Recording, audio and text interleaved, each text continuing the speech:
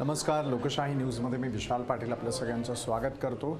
संपूर्ण दिवसभरामध्ये अनेक घडामोडी घडून गेलेल्या आहेत आणि त्यानंतर आजच्या न्यूज रूम लाईव्ह बुलेटिनला आपण सुरुवात केलेली आहे. सध्या जर आपण पाहिलं की राज्यामध्ये सत्ताधारी आहेत ते म्हणजे महाविकास आघाडी. महाविकास आघाडीचं राज्यामध्ये सरकार असताना याच महाविकास आघाडीतील सरकारमधील काही महत्त्वपूर्ण नेत्यांना धमकीचे फोन यायला सुरुवात झालेली आहे आणि याची खऱ्या अर्थानं सुरुवात झाली ती म्हणजे मातोश्रीपासून.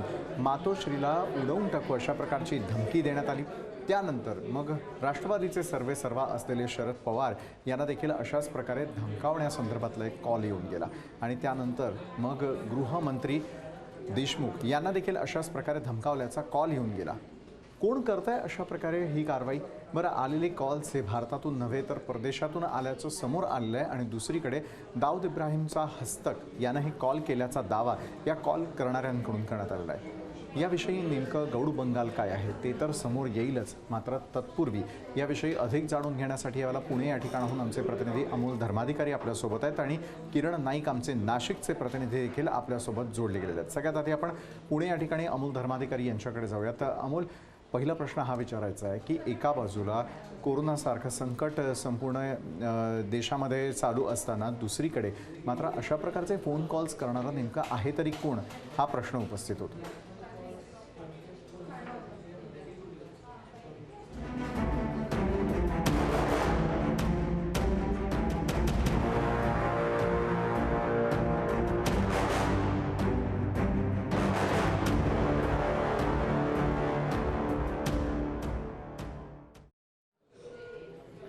तर आपले चारही ठिकाणचे प्रतिनिधी जे आहेत ते यावेळेला आपल्याशी जोडले गेलेले आहेत आणि चारही प्रतिनिधींपैकी प्रतीक्षा बनसोडे या आपल्यासोबत जोडले गेलेले आहेत मुंबई या ठिकाणून, प्रशांत जगताप देखील सातारा या ठिकाणून आपल्यासोबत जोडले गेलेले आहेत. मात्र सुरुवात जी आहे ती प्रतीक्षा यावेळेला मी तुमच्यापासून करतो.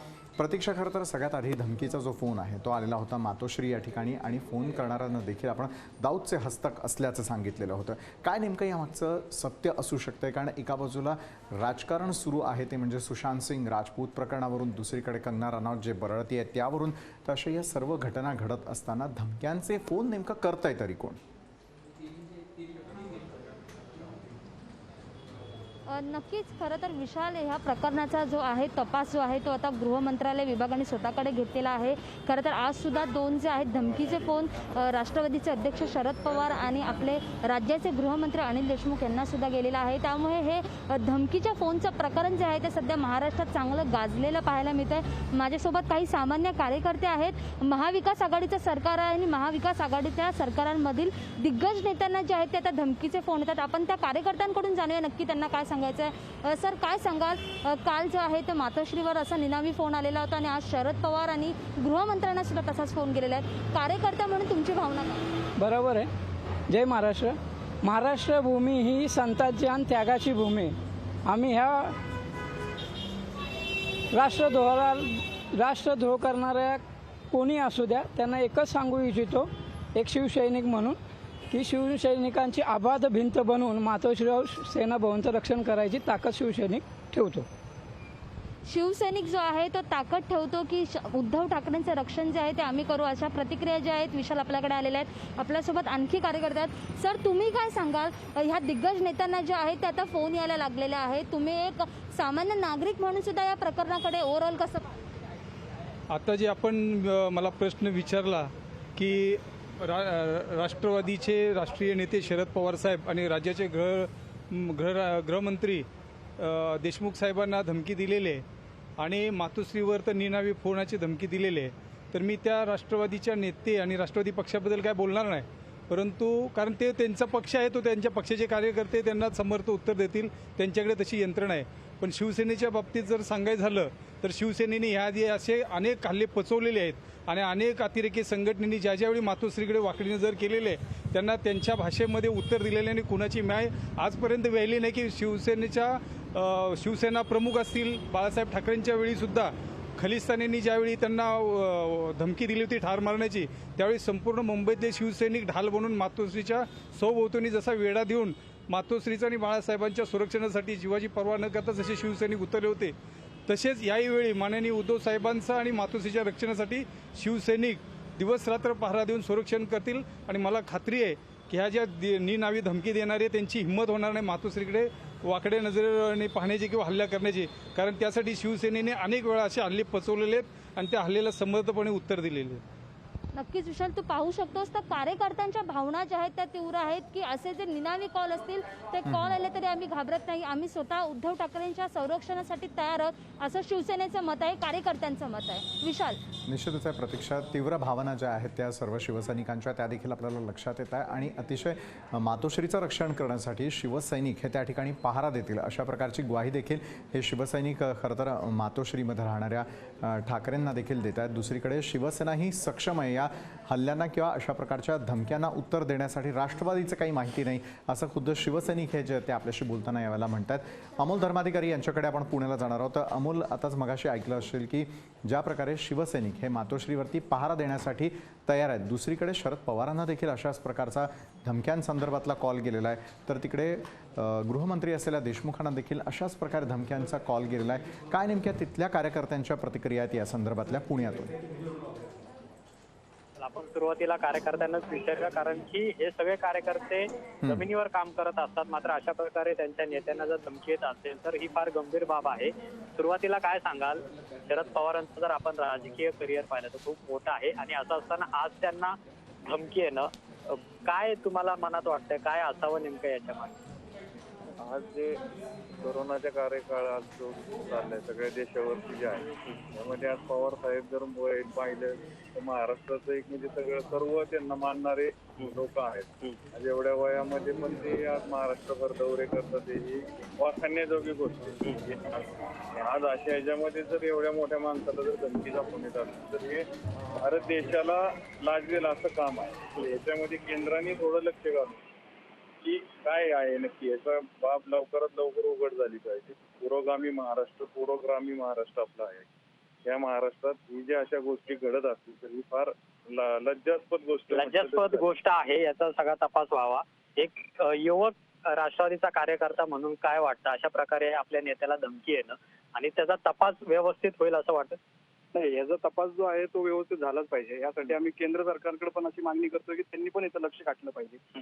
हे एवढ्या मोठ्या नेत्याला ज्यांनी 50 वर्षाहून अधिक राजकारणात घालवलं, महाराष्ट्राला एक म्हणजे नाव दिलं आणि देशालाही कुठेतरी इंटरनॅशनल लेवलला ते घेऊन गेलं, तसल्या नेत्यांना जर आपल्याला धमकी येतात तर त्यांना कुठे ना कुठेतरी तिथं जाब बसला पाहिजे. आणि दुसरी गोष्ट, जो कोणी धमकी देतं इथून पुढेही कोणी असेल तर शरद पवार साहेबांपाशी जर यायचं असेल, त्यांना धमकी जर देत असेल तर त्यांच्यासाठी आमच्यासारखे कार्यकर्ते कालही होते, आजही आहे आणि उद्याही साहेबांसंगच आहोत. तर पहिलं आम्हाला हे करावं, नंतर मग मागे साहेबांपर्यंत. नक्कीच प्रत्येक नेत्याच्या कार्यकर्त्याला असंच वाटत असतं की त्यांच्या नेत्याच्या आधी त्यांच्या कार्यकर्त्यावर कुणी आक्रमण करावं. तुम्ही काय सांगाल, जी धमकी आलेली आहे शरद पवार साहेबांना त्याबद्दल? आज पवार साहेब 65 वर्ष झाली जवळजवळ राजकारणात सक्रिय आहे आणि त्यानंतर आज तुम्ही पाहिला असेल काल महाराष्ट्राचे मुख्यमंत्री उद्धव साहेब ठाकरे, त्यानंतर आज गृहमंत्री अनिल देशमुख आणि राष्ट्रवादी काँग्रेसचे अध्यक्ष पवार साहेब यांना सगळ्यांना त्या बाहेरच्या देशातनं आपल्याला धमकी येते. तर ह्या धमकीचा मी राष्ट्रवादी काँग्रेसचा कार्यकर्ता म्हणून पहिला मी जाहीर निषेध करतो. आणि हे जे ज्या पद्धतीने पुरोगामी महाराष्ट्रात आपल्या नेत्यांना ही अशी धमकी येते तर त्याचा छडा हा केंद्रीय स्तरावरती लागला पाहिजे अशी मी सगळ्यांच्या वतीने या ठिकाणी विनंती. केंद्रीय स्तरावर छडा लागला पाहिजे, पण तुम्हाला वाटतं याचा खरंच तपास लागेल का? राजकारण म्हणून याचा सगळा वापर केला जाईल, एक शिवसेनेचे कार्यकर्ते म्हणून काय वाटतं? आणि जो दरारा बाळासाहेब ठाकरेंचा याआधी होता तो दरारा आता कुठेतरी शिवसेनेमध्ये नाही असं देखील म्हटलं जातं, म्हणून अशा प्रकारच्या धमक्या खुद्द मुख्यमंत्र्यांना येतात. नाही, मातोश्री हे शिवसैनिकांचं श्रद्धास्थान आहे, शिवसेना प्रमुखांचं ते निवासस्थान आहे आणि त्याच्याबद्दल जी आत्मीयता आहे ती प्रत्येक शिवसैनिकाच्या मनात आहे. आजपर्यंत मातोश्रीकडे वाकड्या नजरेने पाहण्याची हिंमत ही कोणीही केलेली नाहीये. आज ही जी धमकी दिलेली आहे, दुबईमधून फोनवरून धमकी देण्यापेक्षा ज्यांच्यात दम असेल त्यांनी समोर येऊन धमकी द्यावी, त्यांना शिवसैनिक काय चीज आहे ते कळून येईल. पण याचा तपास होईल. काल कॅबिनेटमध्ये चर्चा झाली की याचा तपास व्हावा, आज देखील विधानसभेत याचे पडसाद उमटते. पण केंद्रीय स्तरावरती याची चौकशी होऊन जे कोणी फोन केलेले आहेत, जो फोन खरंच दाऊदच्या हस्तकाने केलेला आहे का कुणी आणखीन केलेला आहे? कारण की सध्याचं राजकीय वातावरण आपण पाहिलं तर कुठेतरी सरकारवरती वारंवार टीका होती आणि असं असताना मग कुठेतरी हा सगळा प्रश्न आहे तो डायव्हर्ट करायचा असं काय चाललंय असं वाटतं?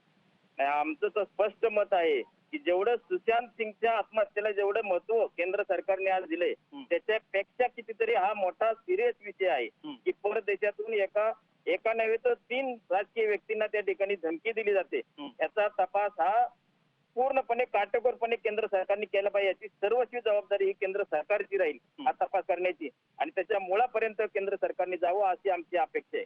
नक्कीच केंद्र सरकार मुळापर्यंत जाईल का हा देखील एक प्रश्न आहे, सगळा तपासाचा भाग आहे. मात्र विशाल आपण पाहिलं तर पुणे नव्हे तर पुण्यातल्या ग्रामीण भागातले जे कार्यकर्ते आहेत ते देखील आता या संपूर्ण घटनेचा निषेध करू लागलेले आहेत. यामध्ये राष्ट्रवादीचे कार्यकर्ते आहेत, शिवसेनेचे देखील कार्यकर्ते आहेत. अशा प्रकारे काम करत असताना जर नेत्यांना धमक्या येत असतील तर त्याचा गांभीर्याने विचार देखील केंद्रानं करावा अशा देखील प्रतिक्रिया आपल्याला पाहायला मिळतात. नक्कीच अमोल, जसं सर्वसमावेशक अशा प्रकारचे राष्ट्रवादी काँग्रेसचे नेते त्या ठिकाणी होते, कार्यकर्ते होते, त्याचप्रमाणे शिवसेनेचे देखील कार्यकर्ते यावेळेला आपल्यासोबत होते आणि संतप्त भावना असताना दुसरीकडे कुठेतरी त्यांनी प्रश्न उपस्थित केलेला आहे की केंद्र सरकार या सर्व गोष्टींमध्ये लक्ष घालणार का असा सवाल देखील त्यांनी उपस्थित केलेला आहे. आणि त्याच अनुषंगानं आपण नाशिक या ठिकाणी जाणार आहोत. किरण नाईक आपले प्रतिनिधी यावेळेला आपल्यासोबत जोडले गेलेले आहेत.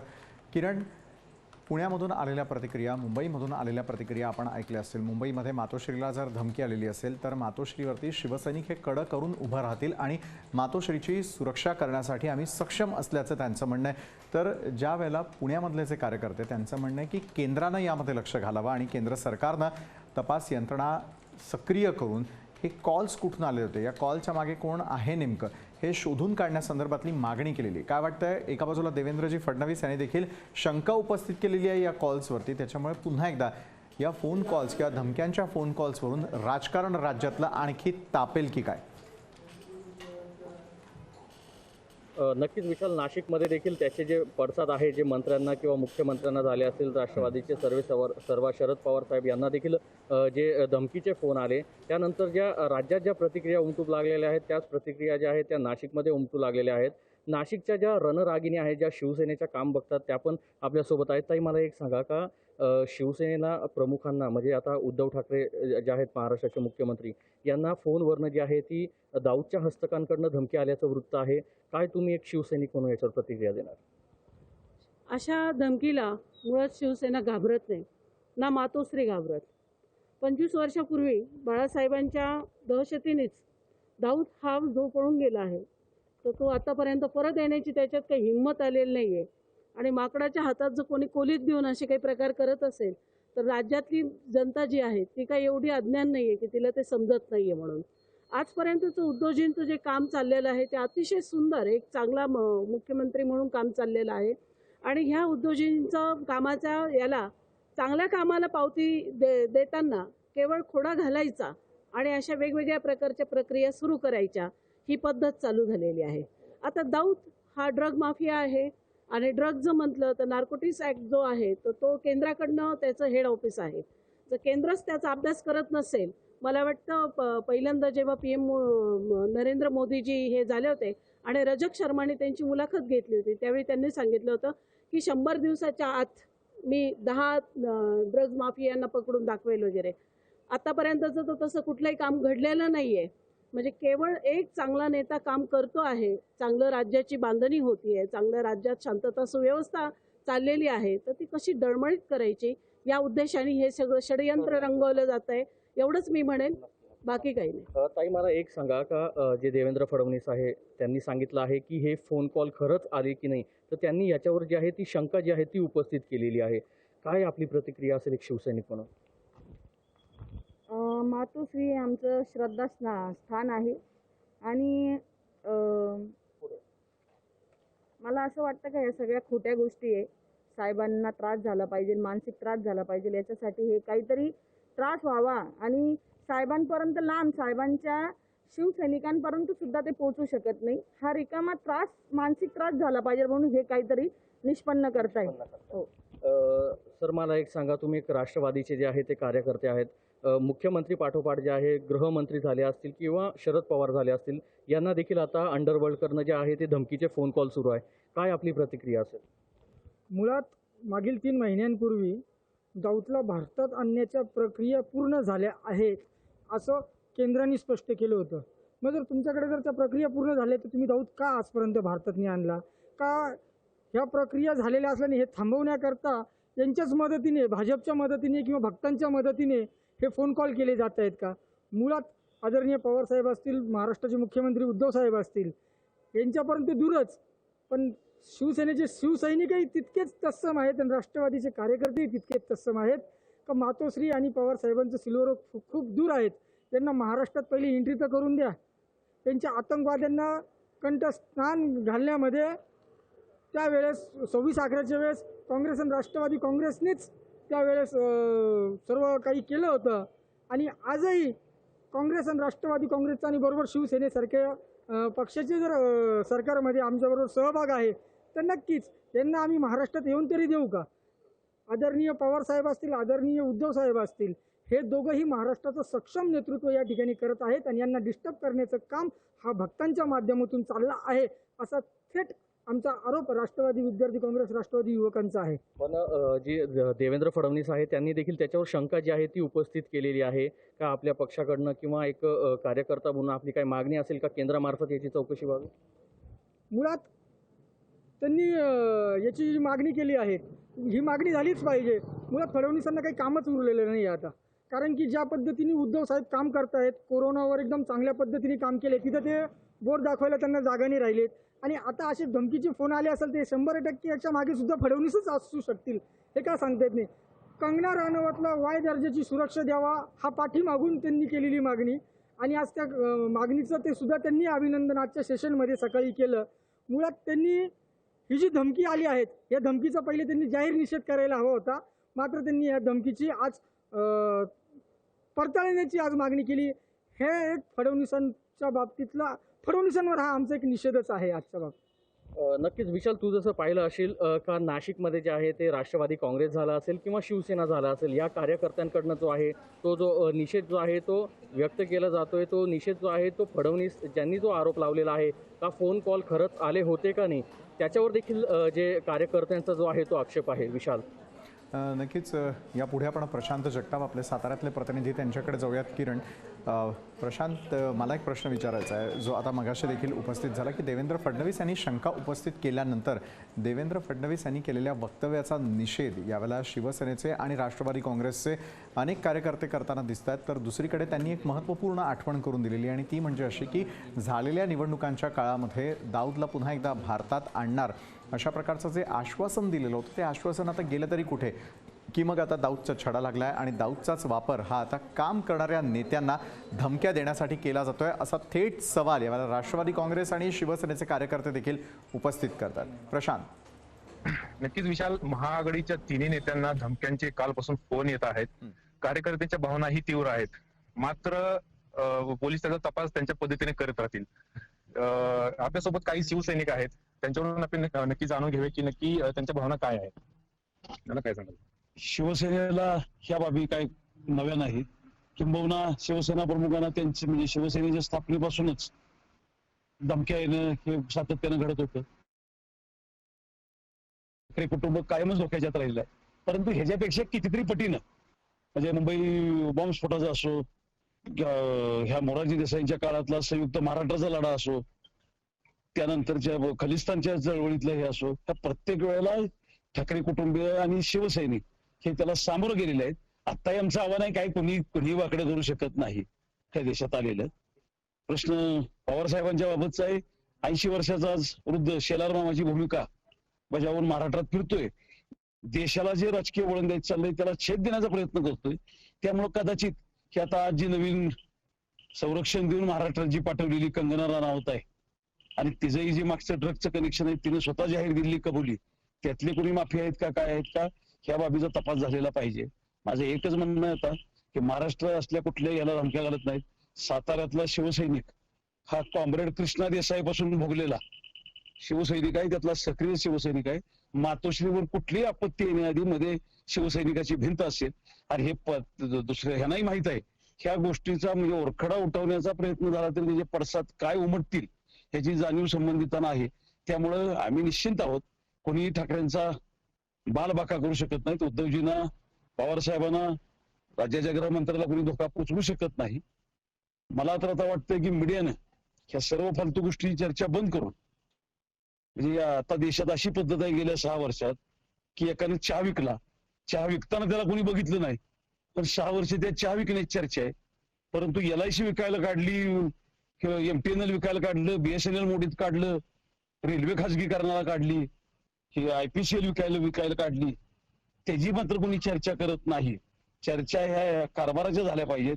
कोरोनाचे लॉकडाऊन करायला का उशीर झाला, ट्रम्पची भेट कशासाठी महत्वाची होती, मध्य प्रदेशातलं सरकार पडेपर्यंत 1 महिना का लॉकडाऊनला उशीर झाला, का राज्यांचा वाटा राज्यांना मिळत नाही. आज आर्थिक संकटात राज्य असताना 20 लाख कोटीच्या घोषणा केल्या जातात, पण राज्याच्या वाट्याचे हक्काचे 22,000 कोटी GSTचे मिळत नाहीत.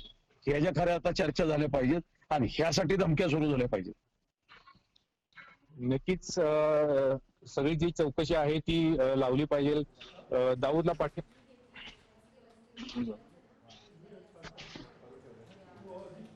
तर अशा प्रकारे महत्त्वपूर्ण नेत्यांना धमकी देण्याची ही हिंमत येते तरी कुठून, या संदर्भामध्ये केंद्र सरकार जे आहे ते पावलं उचलणार की नाही याची निष्पक्ष अशी चौकशी होणार का, आणि भारताबाहेरून जर येणारे हे फोन कॉल्स असतील तर केंद्र सरकार त्याचा छडा लावणार का, असे एक ना अनेक प्रश्न या निमित्तानं उपस्थित होताना दिसत आहेत. जाता जाता पुन्हा एकदा प्रतीक्षा बनसोडे यांच्याकडे जाऊयात. प्रतीक्षा, अशा प्रकारच्या धमक्यांचे फोन आल्यानंतर सुरक्षा व्यवस्थेमध्ये वाढ करण्यात आलेली आहे का? नक्कीच. खरं तर काल जेव्हा मुख्यमंत्र्यांना फोन आलेला होता त्यानंतर मातोश्री बाहेरची सुरक्षा जी आहे ती वाढवलेली आहे. 2 दिवसीय अधिवेशन जे आहे ते मुंबईत सध्या सुरू आहे विशाल, आणि त्या दृष्टीने मुंबईत सुद्धा जे विधान भवनाच्या बाहेरची सुरक्षा जी आहे ती वाढवण्यात आलेली आहे. मुख्यमंत्र्यांच्या ताफ्यामध्ये जी आहे ती सुद्धा सुरक्षा वाढवल्याचे चित्र जे आहे ते आज आपल्याला सकाळी पाहायला मिळालं. आणि आज शरद पवार आणि जेव्हा गृहमंत्र्यांना असे फोन आलेले आहेत, निनावी फोन आलेले आहेत, त्यानंतर एकंदरीतच राज्यातील प्रशासन जे आहे ते कसून चौकशी करत आहेत की नक्की धमकीचे फोन कुठून आलेत, आणि हे राज्यातील दिग्गज नेत्यांना फोन येणं म्हणजे नक्कीच ही गोष्ट जी आहे ती खूप गंभीर आहे. आणि त्या दृष्टीने सुद्धा जे आहे ती सुरक्षा जी आहे शरद पवारांच्या सिल्वर ओक घराबाहेर असेल किंवा गृहमंत्र्यांच्या घराबाहेर असेल किंवा खुद्द मुख्यमंत्र्यांच्या घराबाहेर जी असेल ती पोलीस प्रशासनाने वाढवलेली पाहायला मिळते. विशाल. नक्कीच. धन्यवाद प्रतीक्षा, आपण दिलेल्या या सविस्तर माहितीसाठी. धन्यवाद किरण, आपणही जोडले गेला होता त्यासाठी. धन्यवाद अमोल, आणि त्याचबरोबर धन्यवाद प्रशांत आपल्या सगळ्यांचे, की ज्यावेळेला धमक्यांचे फोन येतात त्यावेळेला कार्यकर्त्यांच्या मनामध्ये नेमकं सुरू आहे तरी काय हे आपल्या राज्यातल्या जनतेपर्यंत आपण पोहोचवलं त्यासाठी. तुर्तास न्यूजरूम लाईव्ह बुलेटिनमध्ये वेळ झाली इथेच थांबण्याची. ताज्या बातम्यांसाठी पाहत रहा लोकशाही न्यूज.